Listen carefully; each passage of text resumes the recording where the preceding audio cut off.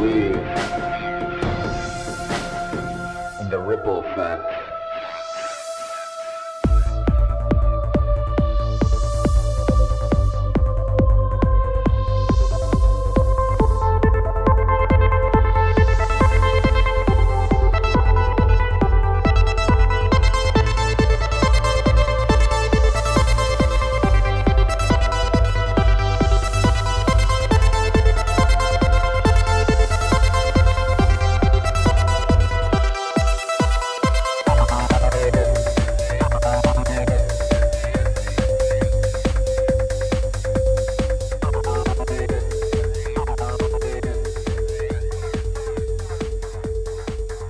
What's up? Another episode of Ripple Effect Podcast. Of course, I'm your host, Ricardo Varandas. Let me try that again.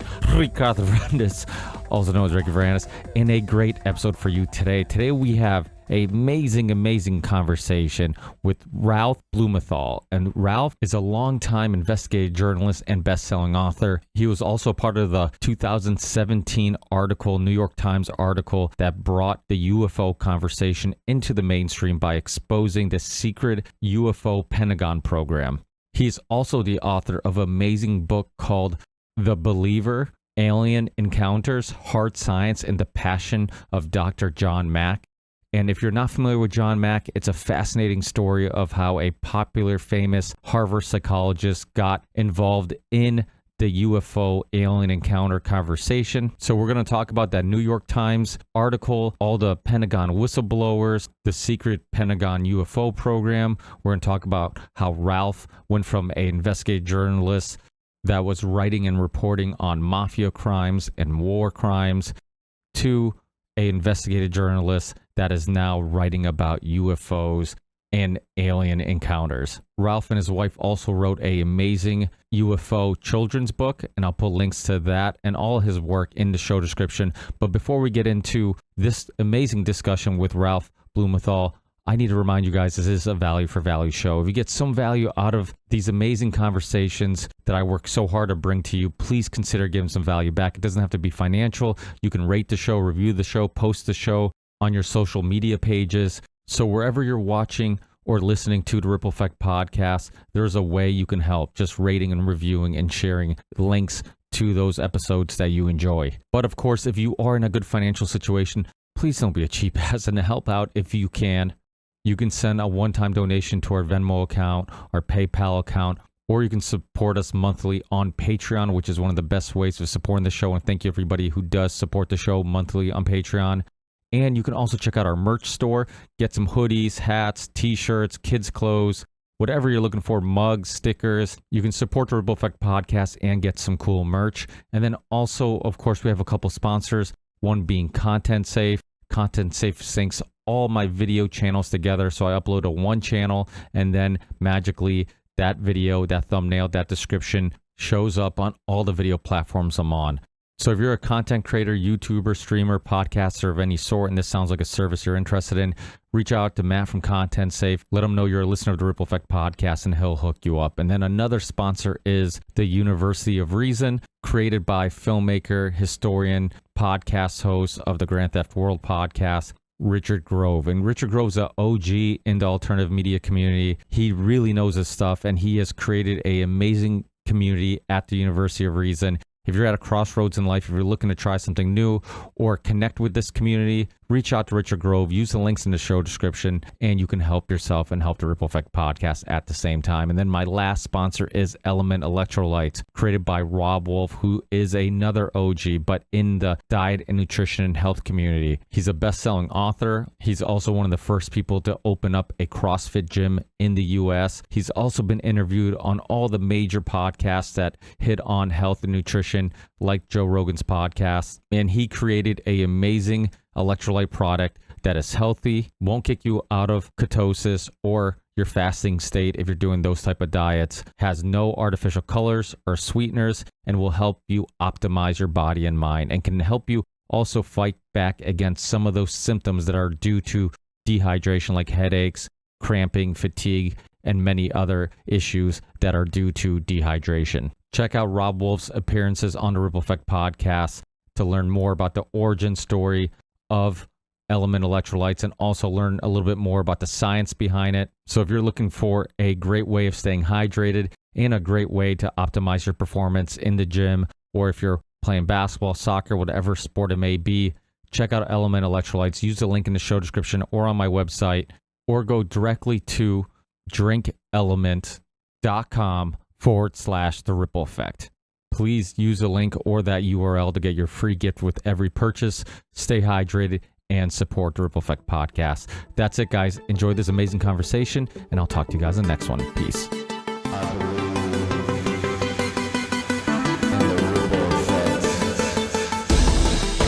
people who are listening who might not be familiar with, who you are and how you got, go back as far as you would like. I'd love to give people a origin story of who Ralph is and some of the inspirations and life events that kind of molded you to be who you are today. Okay. Start right in? Sure. Absolutely. Okay. So I spent my entire career at the New York Times. I was a reporter from 1964 to 2009. Covering New York City affairs, investigative projects, law enforcement, the mafia, Nazis. I went overseas. I was posted to Saigon during the Vietnam War, West Germany before that, just in the years after the wall, and covering Western Europe. And then did more investigative reporting for the Times, and also worked in the arts section, covering the arts. And along the way, I sort of stumbled across the UFO issue, which I can tell you that story. Yeah, absolutely. And if you want to get into how you stumbled onto it, maybe what your opinion was of maybe these type of, because I'm sure everybody has heard stories of sightings and people who have seen stuff and whatnot. Right. What was your opinion before getting into the UFO story? Yeah, I had been interested in science fiction growing up because in those years that was a big topic, and I followed the stories that was fiction, science fiction. And then after I joined the Times, I kind of moved away from that, and I didn't really have a strong opinion. I thought it was a strange area, UFOs. I didn't think much one way or the other about the issue. I knew basically the controversies around Roswell, things like that. But my connection to the topic happened sort of fortuitously. Like so many of the books I've written, I just sort of fell into my lap. There's a aspect of just happenstance, coincidence, whatever you want to call it, fate, about it. I was in Texas for the New York Times in 2004, and I came across a book by John Mack, the Harvard psychiatrist, who was very taken with stories of patients and other people he counseled who claimed to have had encounters with alien beings. So he wrote a couple of books, and I picked up the second book. I knew nothing about him, and I thought it was really strange that a Harvard psychiatrist would be involved in this field, that he would even risk his career, which was a very eminent career. He was a leading psychiatrist and teacher, a professor at Harvard.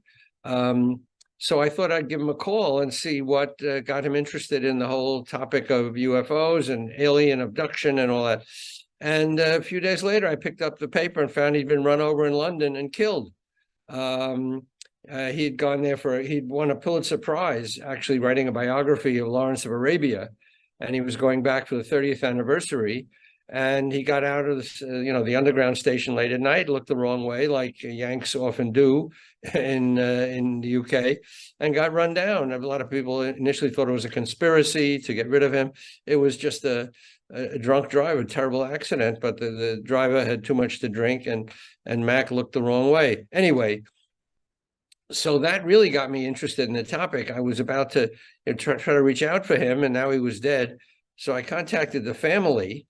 And eventually, after a period of grieving, they gave me access to all his journals and his manuscripts and his published material, unpublished material. He saved everything. He was a great saver.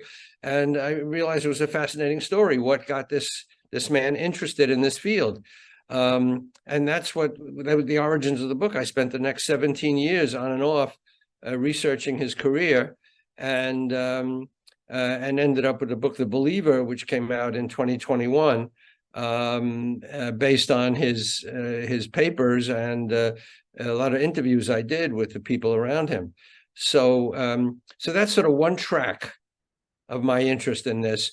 And the other thing that happened was while I was working on the book in 2017, someone I got to know in the course of writing my book, Leslie Kean, who's probably the preeminent writer on UFOs, investigative journalist. I had gotten acquainted with her because she had been close to Bud Hopkins, one of the leaders in this field, who got John Mack interested in UFOs in the first place. And she told me in October 2017 that she had been at a meeting in Washington, D.C.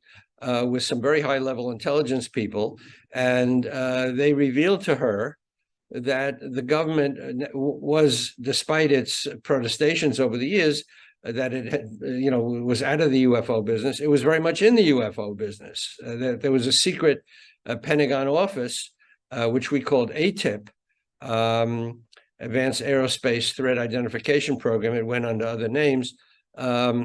But the Pentagon was very much in the UFO business, tracking UFOs. And she had this cold. She had eventually 3 videos of some of these encounters, Navy videos, which we got exclusively. And I still had my contacts at the New York Times. So we got the Times interested. They were very interested. And we broke that story on the front page of the Times in December 2017. So that happened while I was working on my MacBook.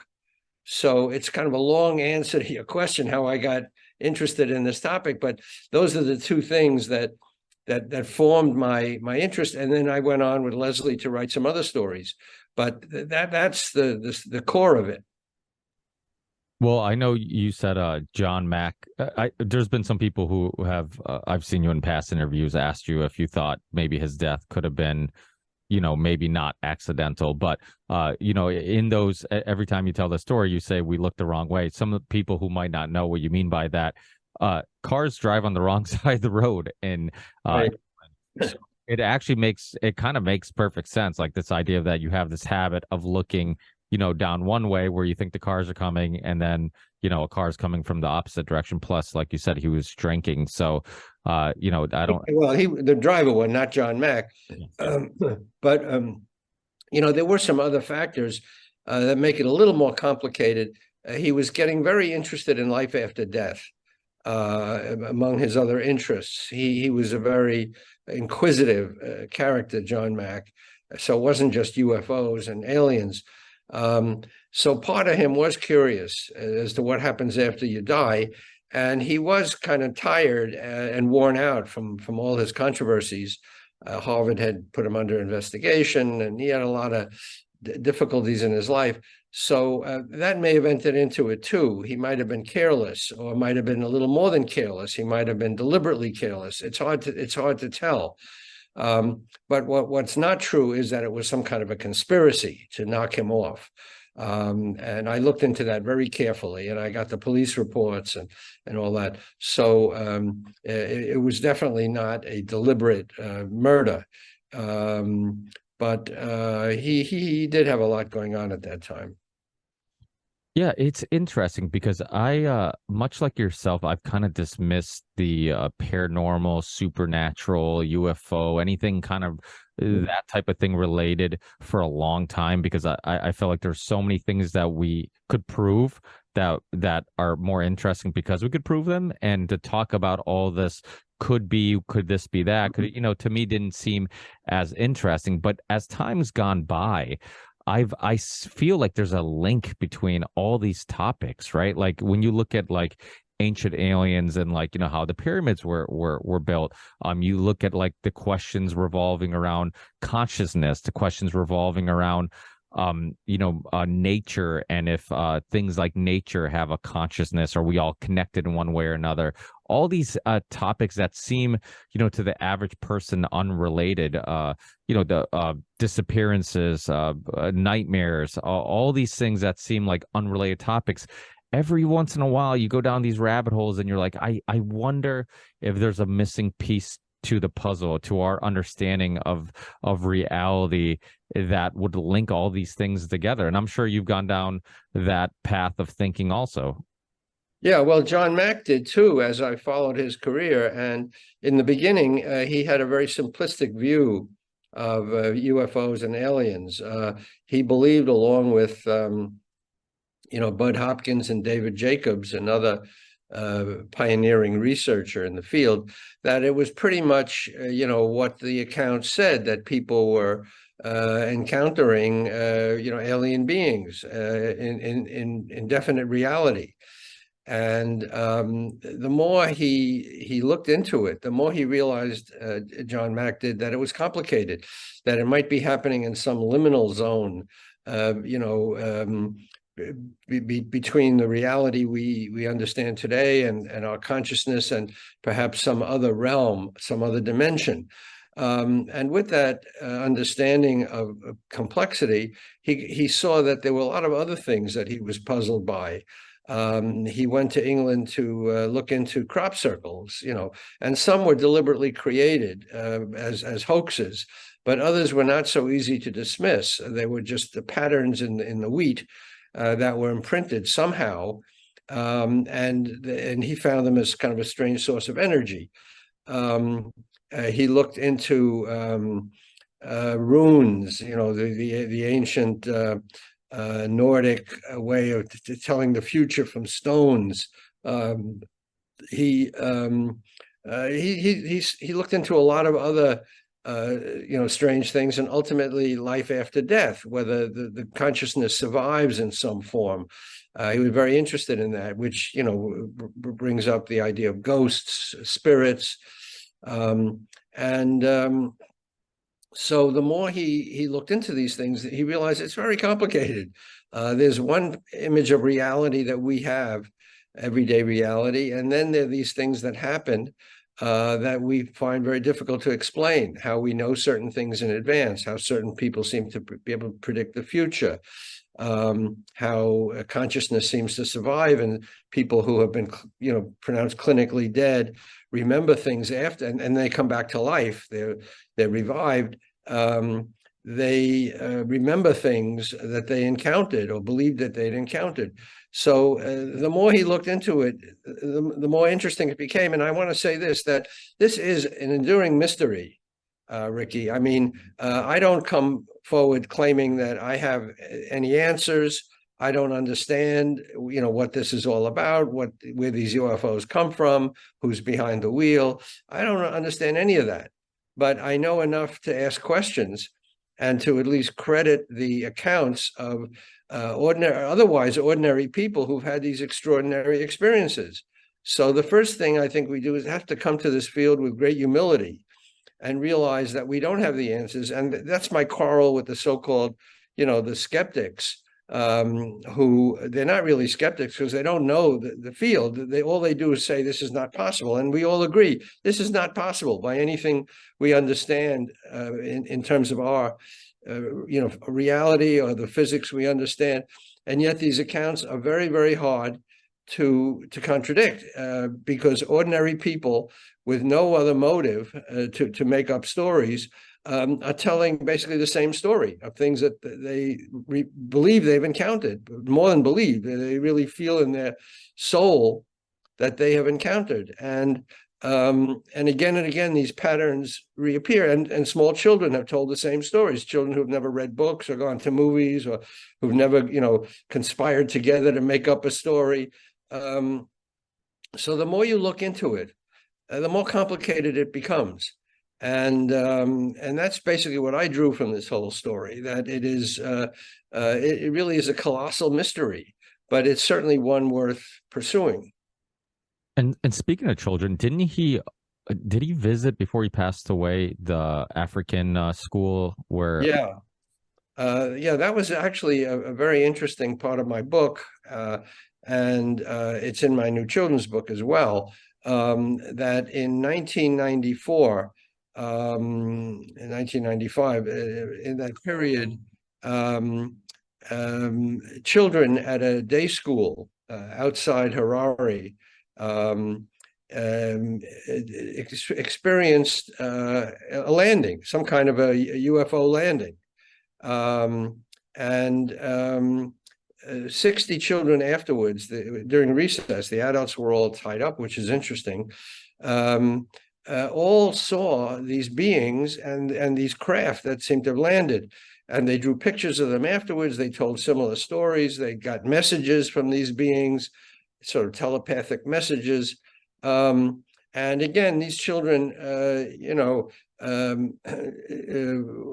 hadn't really been reading about UFOs. They hadn't been seeing movies. They weren't getting together to come up with a similar story. They weren't conspiring. They just were kids. They told what they saw, and it was really very, very upsetting to them.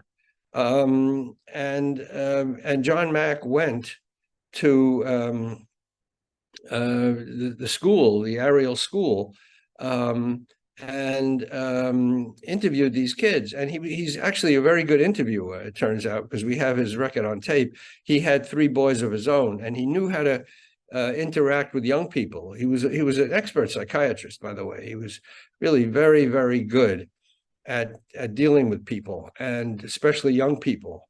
And he got them talking about what they saw, what they thought they'd seen, and it was all captured on film. They drew pictures afterwards, and one of John Mack's subjects, patients, however he called them, Randy Nickerson, recently did a film about the Ariel School, interviewing these kids today. I mean, getting archival footage then and interviewing today, and they stick by their stories. They say it was the most important thing that ever happened to them, that they made contact with another intelligence, and they felt ennobled by it. They felt revived. I mean, it gave them all kinds of positive things as well as fear. So anyway, that is one of the best documented encounters that we have, along with Betty and Barney Hill in New Hampshire and a few others. So that really was a very interesting episode, and a clue to, again, this mystery that surrounds the subject.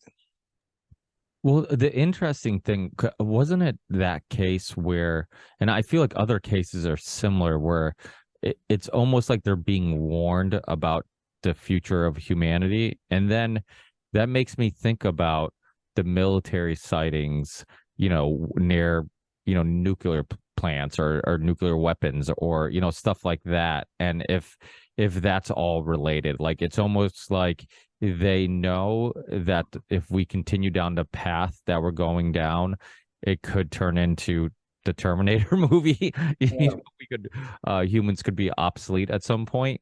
What do you make of that? Yeah, well, that's again another very interesting aspect of this. John Mack found that a lot of the people who came to him with these stories, they were very afraid, first of all, from these encounters, because they were very frightening. It jolted them out of their, regular everyday reality. But they also said that they felt that they were getting messages from these beings about the dangers to the environment, the poisoning of the planet, the pollution, and the need to take action. That there was a message involved in these encounters, and that seemed to tie in with reports of sightings around missile silos out west. There was a whole book about it written by Robert Hastings, who studied these events, and it's very thoroughly documented. It's not just a myth, that the most sensitive military installations we have, these missile silos, were inoperative for a while at different times by what were detected as UFOs in the vicinity, and in other words, blocking the codes, the launch codes, etc., interfering with the with the circuitry. So it did. What that adds up to is some feeling that these beings or this intelligence, whatever it is, has a stake in preventing us from blowing ourselves up or poisoning ourselves to death as a planet. Now, interestingly, John Mack seemed to detect this in his people, the people he talked to, more than other people. I mean, more than Bud Hopkins or David Jacobs.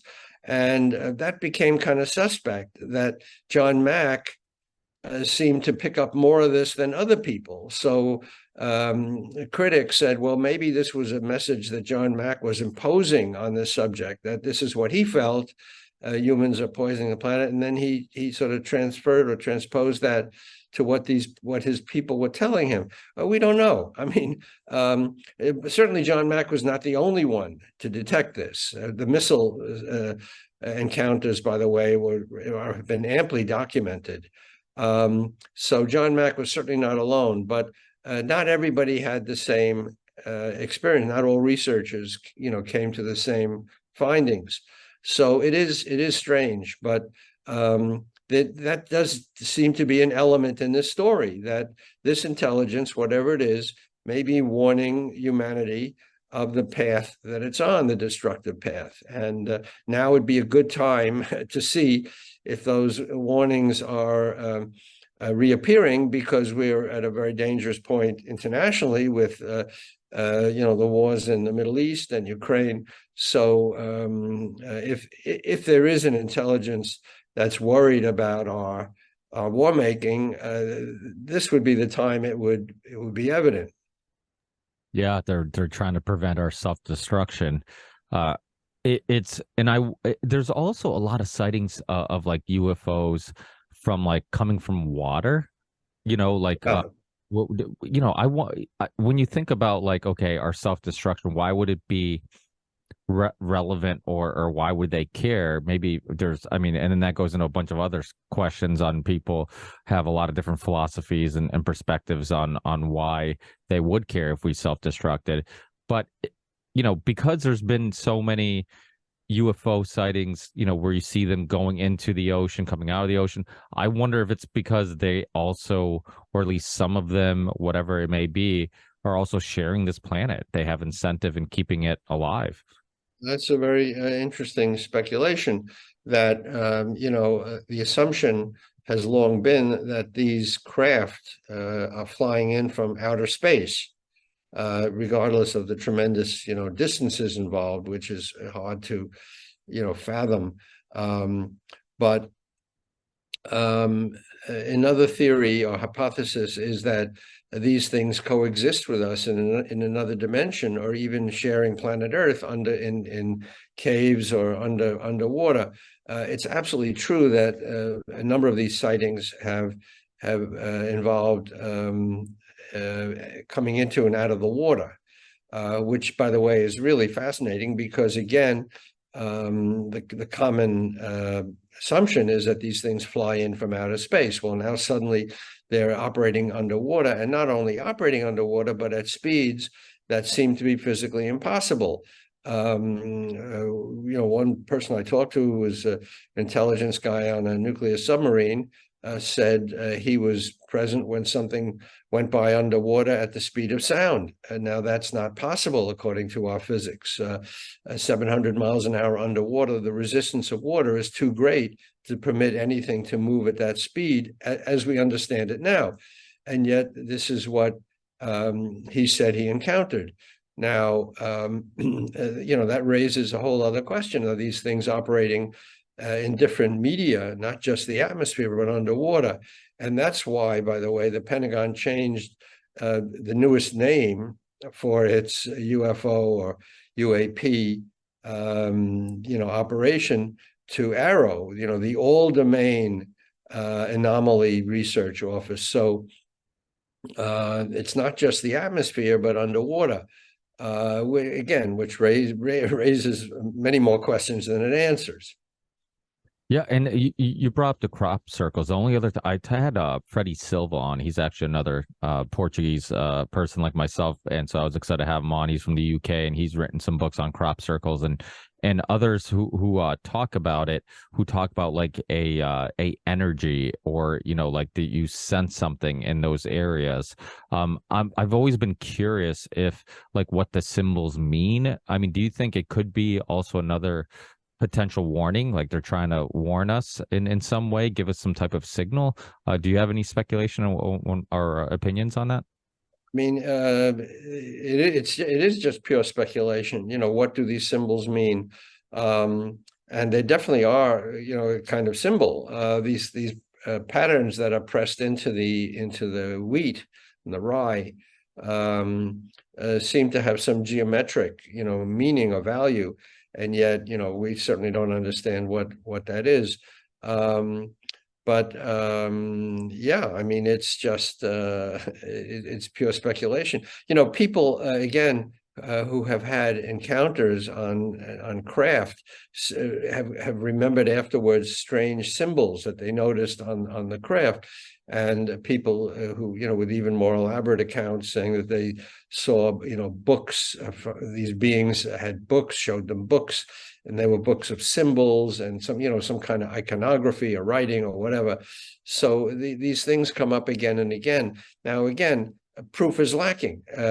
Nobody has come forward with a book or an image of any of this writing or symbolism. It's all recounted anecdotally, which is part of the phenomenon, by the way. I mean, people say it's too bad we don't have it's too bad we don't have pictures or photos. Yeah, but that is part of the issue, that there's something about this phenomenon that doesn't want to be known. It seems to control the degree to which people can document it. And every time somebody thinks they take a good picture, and think of all the cell phone pictures we have today, the ability today to get pictures we never had before. Everybody carries a camera, which means everybody carries a cell phone, means everybody has a camera today. And yet the images we have of these objects are not that good. So what does that tell you? Well, maybe whatever it is not amenable to recording. Now, the Navy has videos, some of which we put in the New York Times, that are pretty interesting. There were blips and blobs, and it looked like a gyroscope, floating up in space and turning. But again, it was not that clear. We don't know the other images that the government has, by the way. The things we showed in the New York Times is just the tip of the iceberg that we were allowed to, that were not confidential, they're not protected by they were not classified. Now, there's a lot of other videos that are classified that we don't have access to. So we don't know all the data that the government has, and presumably there are much clearer pictures that the government has that are not being permitted out, which is another complaint I have in terms of the government not sharing information that has nothing to do with national security, just put out basic information that we're not alone. That doesn't compromise any technological advances that we may have made. So that's the issue. I mean, what information does the government have that it has not released that would be really nice to know without compromising national security? Yeah, it's interesting. I mean, they still say that, documents related to the JFK assassination need to be classified for national security reasons, which is ridiculous, And so, I mean, maybe it's not. I mean, maybe there is something. It makes you wonder what is being hidden. Maybe there is some deep, dark conspiracy. I'm not a conspiracist, basically, because I spent enough time at the New York Times to know that it's very hard to maintain a perfect conspiracy. Someone's going to leak something sooner or later. Well, Usually, You know, if you look at so many of the big conspiracies, there usually are whistleblowers, and they're usually, I mean, yeah, if we talk about the JFK assassination, there's tons of, I've had Abraham Bolden on, who was the first African American Secret Service agent on a presidential detail. He was a whistleblower. I mean, it's amazing how many people don't know his story, and right. experts like James D. Genio, who's been on, and others who will go down the list of people who spoke and want to testify and whatnot. So it does happen. And speaking of whistleblowers, there's been some Pentagon whistleblowers and other whistleblowers that have come out of late. Obviously, they're very limited on what they can and cannot say. Do you think that in time we're gonna get more information? And if so, why now? Because these stories, I know on a previous interview I heard of yours, somebody said that, oh, the New York Times finally did a report on UFOs, and you said no, they've done stories on these type of things for a long time, but it does seem to become more mainstream now than ever. And because you've been a war journalist and whatnot, they say the first casualty in war is the truth. So it always makes it so I have no trust of the Pentagon. So I become skeptical of why they're letting this information slowly be released now. What are your thoughts on that? Why? Well, I don't think it's a plan to slowly dribble out the information. I think it's coming out because a lot of things happened. I mean, for a long time, the government played a very devious role, as you know, in putting out misinformation and disinformation, claiming that people who saw UFOs or reported UFOs were crazy, or that, it was all weather balloons and marsh gas and, there were or hoaxes and all that. That was a government program to discredit actual information, sightings. But I think what happened is that the growing technology, both on the government side and the public side, cell phones, etc., has made recording of these easier. There's been clearly a shift in the willingness of the government to share more information, establishing these new agencies. Now, you can argue that the witnesses who came forward to the 2 congressional hearings weren't particularly forthcoming. That's true.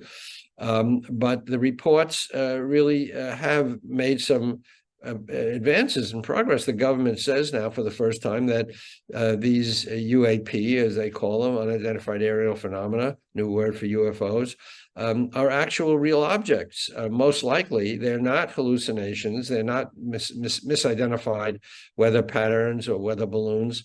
That there are objects up there that cannot be accounted for. And they're real. They have a physical reality, which was testified to by pilots like Dave Fravor and Ryan Graves, who eyeballed them at close quarters and said, these things look like nothing we understand on Earth.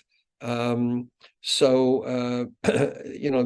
we made a lot of progress. I think that is an important point to emphasize, that from the days when the government really controlled the information and poo-pooed, any real scientific advances. We're now in a position where the government is required by law to issue certain reports. They've held hearings. There's a whistleblower statute that supposedly protects whistleblowers. It may not have protected David Grush significantly because he complained he was targeted after coming forward, but he did testify to Congress publicly and privately with some very, very important information, which we broke, Leslie Kane and I. There's I don't think it's so much as the government has come to the government. There's no such thing as the government. There are different pockets of secrecy, mostly deeply secret. But I don't think any one particular person is calling the shots, not the president, not anybody else. Even the president is not fully briefed on the information that different special access programs have. We know that. It's very well stovepiped, as they say in intelligence circles. It's, information is sequestered from, other agencies and held in little pockets. And some of the pockets are in private industry, which are not amenable to, freedom of information requests. You can't, go to Lockheed Martin or McDonnell Douglas or any of the other private companies and say, I demand to know what's in your files, which you can do with the government. It may not get you that far, but at least there is a freedom of information law for government agencies. There is none for private industry, which is where some of the information we believe is being held. So, that's the problem, that there's no one place where all the information is held and that can be attacked or approached to get out more information. It's in little bits and pieces, deeply squirreled away inside the government. Well, that brings up another question that I've been curious about, and I'd love your thoughts on, was this idea of, we're always thinking about the government hiding, suppressing information, but there's also conversations about, who else would have incentive in getting this technology. It would be, like you said, private corporations. And how do you think there are private corporations out there who know more than we think and are suppressing some type of reverse engineered technology? Or maybe it's just because they could be working hand in hand with the government to reverse engineer something? Do you think, all this reverse engineering conversation, there's some substance there? I do. I think there are. I think that the government, traditionally, we know that the Defense Department works with private contractors to develop advanced, weapons technology. And if a private company gets its hands on, let's say, parts of a UFO or an intact UFO to study, they're not going to give it back. They're going to try to, study that information for its own shareholders or its own, company benefit. They're not going to just give it back. So I do think, and it's not just an opinion, I think that's based on information that has been, shared by people in the field over the years, that there are private contractors that have gotten access to some of this information, working hand in hand with the government. And that's where the information is. And it's harder to access because it is private, and harder to access than the government. So I do believe that that's where some of the research is being done. Well, people forget they denied Area 51 even existed for a long time. And, till this day, we're still very just unaware, unknowing of what's going on there and all the secret projects that they have going on there. But there's definitely something. And, being a big fan of history myself, I've always been also intrigued with like the Nazis' intriguement with finding a UFO, Nikolai Tesla sending out signals to space, and then, he actually, he passed away in New York, and where you live, and his files were taken from his apartment, and nobody knows what he had or what he didn't have or what he was working on. So, these aren't new things, and people who've come before us, like Nikolai Tesla, like, Hitler, these, people who apparently also believed in something and were looking for evidence for either, some for probably not so good reasons, like the Nazi Germans, but also, Tesla wanted to give the world free energy and believed in this future where, we could live in harmony with nature and not be a victim to, capitalism, like I think he kind of was, if you look at his story. But yeah, so, and then obviously you go back to, I know the Ancient Aliens series, kind of made a mockery of some of these things by connecting a lot of ridiculous dots, but also, I'm sure you can get into some of this, just like all the evidence of civilizations before us that seem to also believe in some type of UFOs or aliens or some living species somewhere else. Yeah, well, there's a lot in that comment you just made. So let me unpack it a little bit. Certainly, like in the writings of Jacques Vallée, is somebody I really respect, who has pointed out that civilizations going back to the dawn of history have had some references to strange objects. It was told in their terms, their words.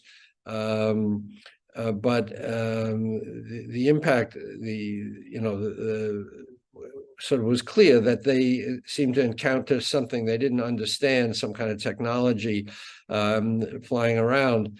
And this goes back, thousands of years in the Upanishads and the Bible, and and then in medieval literature, certainly before the age of heavier than air flight. So there's plenty of references in ancient annals to that. Now, I would be very cautious in jumping to conclusions that aliens built the pyramids. I don't think it's that simple or that easy. All we can say is that different civilizations seem to have recorded strange encounters. Let's put it that way.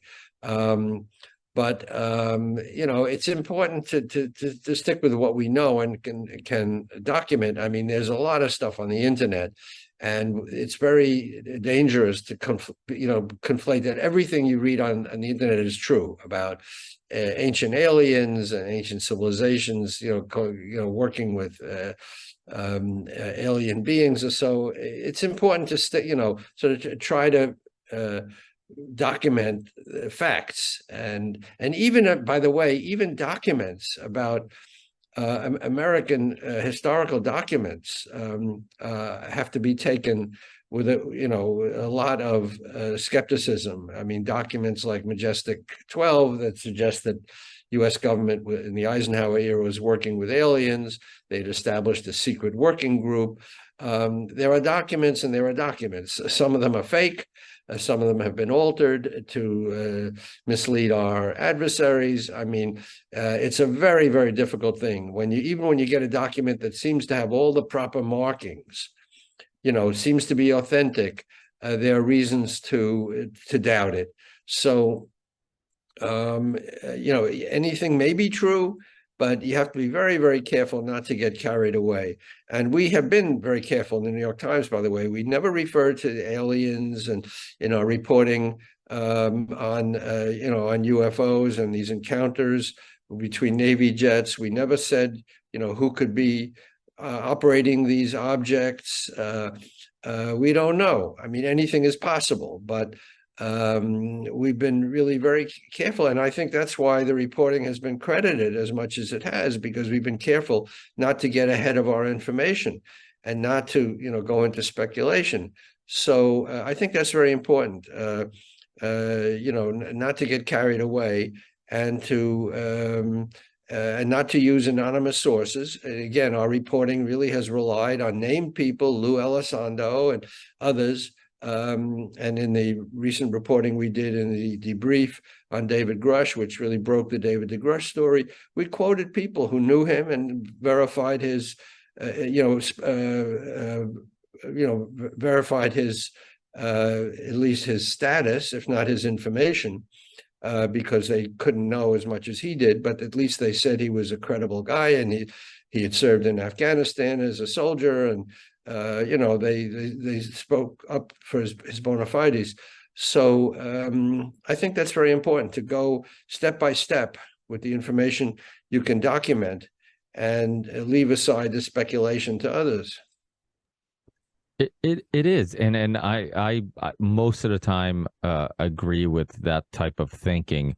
But one thing that is interesting, you hear people like Randall Carlson or Graham Hancock discuss these, they talk about these old findings and a lot, or these folk tales that you hear, just usually they're dismissed. It's like, oh, it's just a folk tale, it's just a story, there's nothing to it, it's just people who weren't intelligent, who didn't understand what they were seeing or experiencing or whatever it may be. But I find that like sometimes we can find evidence of the truth or little hints of maybe what was going on in those folk tales, like instead of just dismissing things immediately, maybe there's something there, and not to too quickly dismiss, all these Yeah, old.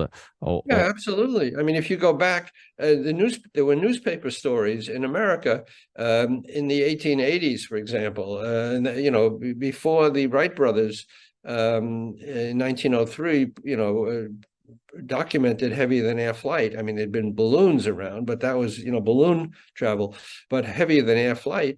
Long before the Wright brothers, there were stories of flying machines that were spotted around America and beings that came out of them. Now, these were accounts in the newspapers. They named the people who had made these encounters. I didn't go back and check them myself, but it is interesting that they had a level of detail. These were not anonymous. Yeah, they're interesting. I'm not saying dismiss them, but I'm saying that we keep them in perspective. We just don't know. And until somebody hauls out a UFO from a hangar somewhere and says, "Here it is, folks," we have to go with lesser accounts, including David Grush's account, who said he knows from his contacts in the government, he hasn't seen one, he hasn't put his hands on one, but he knows, and this was the big revelation that he came forward with, he knows from his high-level intelligence contacts that the U.S. has possession of pieces and an intact UFO. And he said more information he'll give to the Congress, or has already given under secrecy. So he presumably has supplied that information, where these things are, where they're being kept, who else can be interviewed by name to verify it, who might have actually seen them, unlike him, who put their hands on these things. Claim that he didn't just claim that these things existed, but he also claimed that the government had possession of non-human pilots, I guess, for lack of a better term. Yes, he did say that, but he said that in a television interview, not in our interviews with him. And here's something important. When he prepared for the interview with us, with Leslie and me, he went to the government, as he is supposed to do, as a former intelligence person, and said, "I need to have clearance. This is what I plan to tell these two reporters. Would this be okay, and would it not violate my confidentiality agreements?" Okay, so he's required to do that. There's an office called DOPSA, the Defense Office of Pre-Security Clearance or whatever. And so he told them in detail what he planned to tell us. Okay.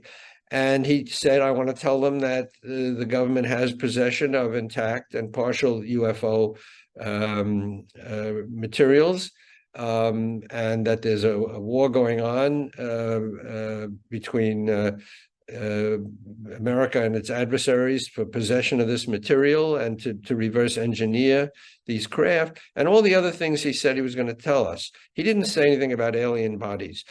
And the government said, "It's okay, you can tell them this does not violate any confidential information that you have. Okay, this is okay." It didn't say that we agree it's true. It just said it's okay for you to say this. So at least we had that level of confidence that he had given the government a chance to object to this material, and the government didn't object. It said, "Okay, you can say this." Now, bodies was not part of that. He didn't ask about body, to say that. So I don't know where that came from. He said he said it in an interview. I heard the interview too. He did say it, but we didn't report that because he didn't tell it to us, and it didn't come with the same authentication process that the other stuff gave. It's very interesting. He said that the government, is it true? Is it not true? I don't know, but he said it. But that's the distinction I want to make, that's not something we reported. And we've been very careful in our reporting to stick to what we can authenticate within limits, at least with identified people, names on the record, etc. Yeah, yeah. And I think even the Roswell crash, right? There wasn't speculation that they found a body there too, and Was. There was. There's the speculation that there were bodies involved in Varinga in Brazil. There's just a lot of speculation of bodies all over the place. But well, again, we haven't reported that in the New York Times because it involves another level of authentication, verification, which we weren't comfortable in doing for the New York Times. yeah, I don't blame you. I mean, you don't want to start putting that out there unless you had a little bit more substance to back it up and to come to those conclusions. But it does make you think like, okay, we are seeing something. How are these things flying? Who's pilot? Right. Oh, the questions are definitely there, but there's a difference between asking logical questions. Okay, there's objects up there. Well, who's running them? How are they flying? Where are they coming from? How could they get here all these distances? Because traversing the universe by every physical means we understand would take millions and millions of years, light years, and that's longer than the lifetime of any organism. So how is that possible? So yeah, you can ask all these questions, but again, to report stuff as factual, you have to really you have to be very careful, make the distinction. This is what I can back up, and this is what is a complete speculation. We try to stay away from speculation. Yeah, and all those questions, right? Because when you go down this rabbit hole and you start thinking about all these possibilities, how does it change or has it changed your worldview as a person, just your personal worldview? If you're spiritual, not spiritual, religious, not religious, or were these questions that you pondered on before even going down this rabbit hole? And has it changed at all? Like just the way you look at the world and the nature of reality? Well, I certainly have grown through this experience. Not something I thought of much before, but it certainly has opened up my world. I mean, through John Mack, I could see the world through his inquisitive eyes, and I would ask the same questions. What is real? What is possible? What happens after we die? I mean, that's the biggest question going. How did the world begin? How did the universe begin? Is there a God? These are the great questions, and you're not really human unless you ask yourself that. And I must say, I was kind of dead to that until I got into this field. So it really has opened me up. I think I'm still skeptical. I have to be, and be careful in what I report. And I want to be completely scrupulous in reporting what I can document, not just what I believe, quote, what I think, but what I can verify. I look at certain things I can't even verify, but at least I can document the source of the information, where it comes from. Is the person credible? Is he speaking on the record? Does he have reason to know what he's talking about? Was he in a position to know this stuff? David Grush was a high-level intelligence official. He did serve with the UAP task force. So he would have reason to know all this stuff. It's not just some guy coming off the street and saying, I know all this stuff. It's definitely changed my world. I'm much more mystified and curious than I ever was before. And I mean, you have to be. But again, you end up in the same place you started, that this is a mystery. And I'm hoping we can get further into solving. I think we're on the right path. I really do. I think we're going in the right direction. Yeah, I think just sparking the conversation is pushing us in the right direction. Just the fact that many people who were very I don't know, materialistic, maybe not, maybe that's the wrong term, but what I'm trying to describe is people who just lived on the surface level, right? They never pondered beyond, anything they could see or feel. And I think a lot of people who lived in that, kind of surface level type of thinking are now asking those bigger, larger questions about like what is the nature of reality, what don't we understand. I think that's kind of my issue with sometimes scientists, right? Like I feel like every generation of scientists think that they're the generation that's like figured out reality to, and they're 90% of it is explained by science and whatnot.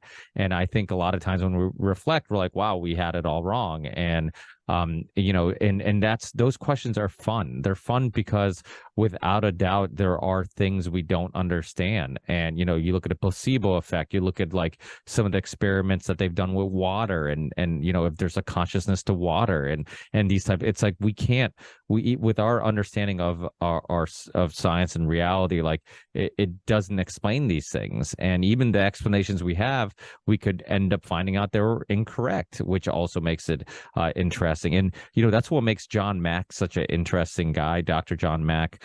If people are listening to this, go check out his work and his interviews before he passed away. I believe he was on like Larry King once and did an interview, and he had a fascination with like nightmares, right? Like children nightmares, and trying to understand which. The important thing is that, he was able to debunk the debunkers who said, well, these people who encountered aliens in their bedroom at night, they're just having nightmares. And John Mack was able to say, look, don't talk to me about nightmares. I know about nightmares. I wrote a whole book about nightmares.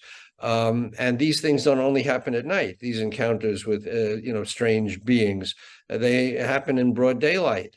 While people are driving their cars and all kinds of things. So, don't talk to me about nightmares, but Rick, I wanted to say also that it's important to find a way to introduce this subject to children, because children, first of all, children have some of these experiences. And also parents are sometimes uncomfortable with the subject, and they don't know. If kids see stuff on TV and they ask a question, are aliens real? Or all these questions that kids have exposed to the media today. And so my wife and I wrote this children's book on UFOs. We call UFOs, OHS, to sort of mysteries in the sky, which is a way to broach the subject for children. And it's strictly nonfiction. This is the breakthrough I think we've been able to achieve. Is we found really no other books, picture books for children that are nonfiction, strictly factual. And so this was just a way of broaching the subject and treating it with some seriousness, and admitting that we don't have the answers, that it is a mystery, but it's a mystery that has penetrated our world. People have seen these things. Children have seen them. It starts off our book with a story of a real kid we know. I mean, he's grown up now, but when he was a kid, he saw a UFO on a tennis court with his friend. And he told us that story. And so kids have these experiences and they don't know how to process it. And they run to the parents, and the parents don't know how to process it. So it's a way of saying, yeah, these objects are real, whatever they are. There it is. These objects are real. We don't know what they are. We don't know where they come from. We don't know why they're here. We don't know how they can do the things they do. They turn on a dime, go underwater, disappear. But these things are real, but we don't know more than that. But it's okay to encounter something that you can't explain and continue to do the research on. So anyway, I didn't want a session to end without talking a little bit about that, because we're very proud of that book. As I say, it's the first book we know of that really treats the subject in a nonfiction way, and gives parents are uncomfortable with this too. Some parents think it's demonic. Oh, don't ask me about that. It's like the devil. It's not the devil. It's some mystery that we encounter. That some of us. I never saw a UFO, by the way. My wife has never seen a UFO. A lot of people I know have never seen a UFO. And that's another part of the mystery. Who gets exposed to this thing? John Mack never saw a UFO. That's another interesting aspect. Who encounters these and who doesn't? Maybe we should study the people who don't encounter them, because that's interesting too. Why not? How does my brain differ from somebody who doesn't? I don't know. But There are some people who claim you can call them in, by the way. If you go to a certain place and, provide a certain kind of energy, maybe you can, I don't know. I've never tried it. I've never had the experience, but who knows? It's part of the mystery.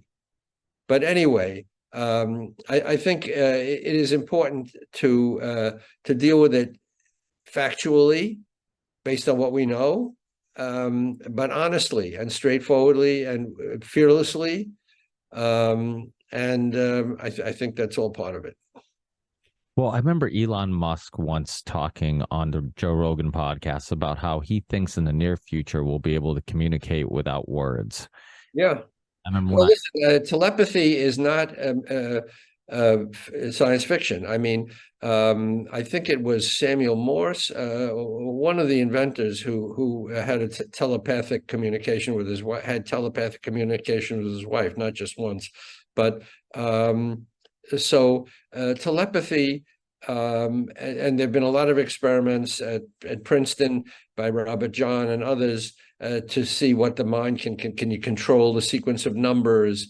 Is there precognition? It opens up, as we said, a whole other subject with John Mack, that there are many mysteries in this world, not just UFOs and aliens, if there are, but a lot of things that we don't understand that the mind can do, levitation and telekinesis and moving objects with the mind, and all that. So the world is a very strange place, and we have not reached the end of history in terms of figuring everything out. That's for sure. And my only quarrel is with those who say, "Oh, we know everything. Physics doesn't allow for that. Physics doesn't allow for that." Well, as we understand physics today, there are experiments now that you can affect objects by thinking about them. I mean, that's the whole quantum field, that things operate in very strange ways, that you think about objects. First of all, they can affect each other at great distances, two objects, but that by thinking about an experiment, you already affect the course of the experiment. So we are at the beginning of our understanding, not the end. Oh yeah, and that reminds me of a great past guest from years ago, Rupert Sheldrake, and his it's John Mack met him, by the way, and he wrote a book about dogs who know their owners are coming home, sense their owners coming home at a great distance away. I like to think my dog knows when I'm coming home. But John Mack saw Rupert Sheldrake just hours before he was killed, by the way, before John Mack was killed in London. He was one of the last people, Rupert Sheldrake was one of the last people John Mack saw. Another very courageous person who, broke boundaries in his research. So anyway, listen, I'm going to have to run. So well, thank you so much for taking the time to talk. I definitely check out the people who have kids. Please check out the UFO Kids book. I think these questions are important for not just adults, but to give kids just the opportunity to ponder on these bigger questions and look at what where their imagination takes them to, as more than just something silly. It's like these are real questions. Even adults have these questions, and we don't have all the answers, even though when we're kids or the adults around us like to pretend they do. They do. Now as adults we realize like we're all just trying to figure it out, and it's a very fascinating all these topics. And like I said, thank you so much for taking the time. Thank you so much for the courage of actually diving into this topic, because like many people who dive into this topic, sometimes you can be pigeonholed into a certain category of journalism or whatnot, maybe not taking it as seriously, and you weren't afraid of doing that, and I think you are definitely one of the most credible people who are willing to talk about this, and for the reasons you highlighted, the fact that you don't really talk about things you can't prove or don't seem credible. So keep up the amazing work. Hopefully we talk again in the near future, and I'll put links to your book and all your work and your website and stuff in the show description, and hopefully we talk again soon. Great. Thanks so much. A real pleasure. Thanks, Ralph. Take care. Okay. Bye-bye.